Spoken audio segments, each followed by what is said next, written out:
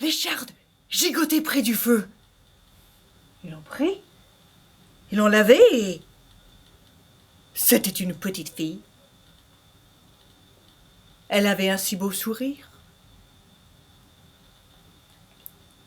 Ils l'ont appelée Bamewawagazikaki, ce qui veut dire le son que font les étoiles en traversant le ciel.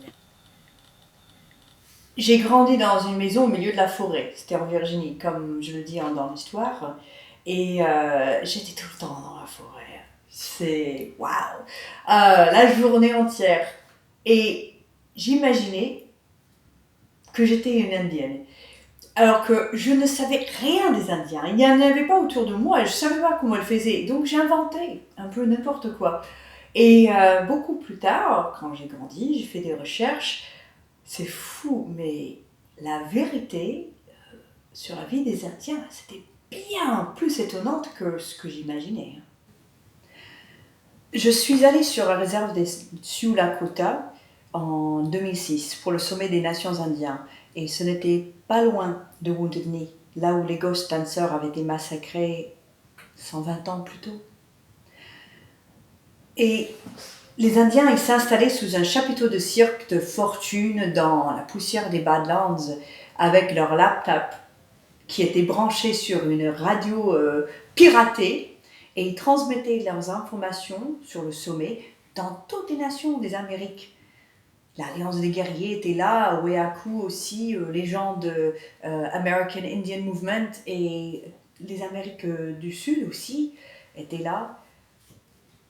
Il lui en arrivait tous les jours de nouveaux représentants, et parfois en camion, mais parfois aussi à dos de cheval, après une chevauchée sous une soleil impitoyable. On mangeait du bison matin, midi et soir, et j'ai collecté, j'ai interviewé, j'ai filmé même. Il y avait tellement d'informations, je ne savais pas comment je pouvais mettre tout ça dans un seul spectacle. J'avais appris tellement de choses, j'étais bouleversée. Alors j'ai cherché une histoire qui pouvait porter tout ça, et quand j'ai trouvé la légende du garçon caillou, alors j'ai fait « Waouh, c'est ça ». Doucement, s'est infiltré dans les peaux qui, peu à peu, ont commencé à battre, à se colorer, à murmurer, à chanter, à rire, à se détacher les unes des autres.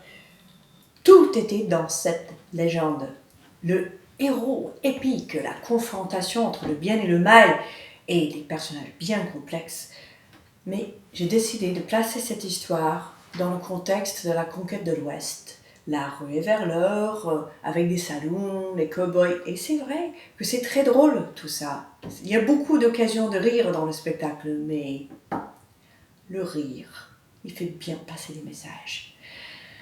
Et c'est un moyen de parler de cette colonisation catastrophique. Celle-là, oui, mais aussi de toutes les conquêtes des nouvelles terres. Il y avait toute la terre. Et sur la terre, aïe, un monstre terrible avec une tête de vautour, un torse d'araignée et le bas du corps presque comme celui d'un homme. Il s'appelait Aya. Parfois, après le spectacle, le public, et les enfants surtout, posent des questions. Ils sont fébriles. Je sens que l'histoire des Indiens est entrée sous leur peau, qu'ils ont vu cette vie disparue, et ils vont rêver encore pendant longtemps. Et c'est bien. Freight train, run so fast. Freight train, run so fast. Please don't tell what train I'm on. Oh Lord, I'm bound and gone. When I die, Lord, bury me deep, way down on Old Chestnut Street.